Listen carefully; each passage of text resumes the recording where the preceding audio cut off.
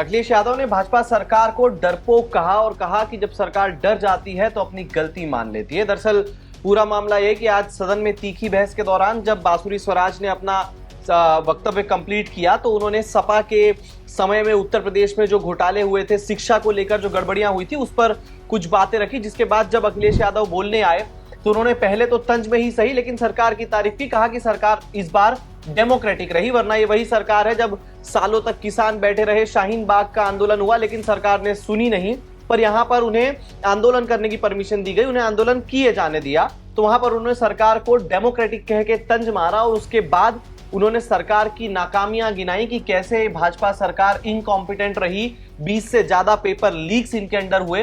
वो सब गिनाते हुए अखिलेश यादव ने ये कहा कि ये सरकार जब घबरा जाती है तब अपनी गलतियां मानती है। जहां उन्होंने किसान आंदोलन की बात छेड़ी कि जब पंजाब के किसान दिल्ली में कूच कर रहे थे, वहां पर बैठे थे, तो जब तक सरकार को लगा नहीं कि मैटर बड़ा होगा तब तक सरकार ने कोई एक्शन नहीं लिया, कोई संवाद नहीं किया। लेकिन जैसे ही सरकार को लगा कि अब चुनाव पास में आ रहे हैं, वैसे ही सरकार ने तीनों किसानों के जो रूल थे, जो नए नियम थे, नया लॉ थे, वो वापस कर लिए।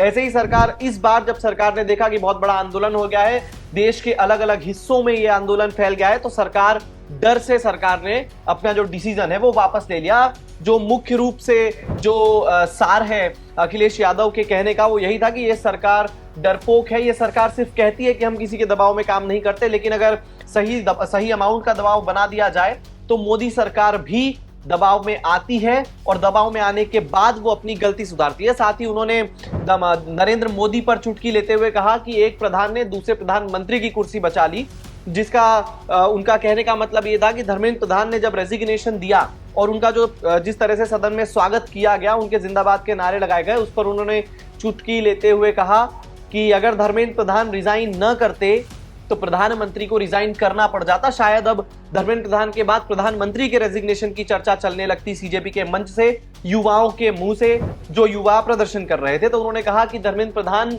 ने इस्तीफा देकर प्रधानमंत्री की कुर्सी बचाई है। अब इस चीज पर कितनी सहमति आप लोग रखते हैं, कितनी सहमति नहीं रखते, वो एक अलग विषय है। लेकिन सपा चीफ अखिलेश यादव ने भाजपा सरकार को डरपोक या दबाव में आ जाने वाली सरकार कहा। साथ ही ये भी बताया कि धर्मेंद्र प्रधान अगर रिजाइन नहीं करते तो प्रधानमंत्री मोदी को शायद रिजाइन करना पड़ जाता है। एक बहुत बड़ी बात अखिलेश यादव ने कही। अपने 20 मिनट से ज्यादा के सेशन में अखिलेश यादव ने भाजपा सरकार में हुई सभी नाकामियों को, जो कि एजुकेशन के मामले में हुई है, यूनिवर्सिटीज से लेके एग्जाम पेपर लीक तक, काफी घेराव किया। अखिलेश यादव ने सरकार को पिछले और दलित समाज के प्रति भी घेरते हुए बात कही कि आपने प्राइमरी स्कूल्स बंद कर दिए, कई सारे प्राइमरी स्कूल्स आपने अपने कार्यकाल में बंद करे और इन प्राइमरी स्कूल्स में ज्यादातर पिछड़ा या दलित समाज ही जाता था पढ़ने। तो सरकार जो है वो दलित और पिछड़े समाज की विरोधी है, इसके चलते सरकार ने इतने सारे प्राइमरी स्कूल्स बंद करे।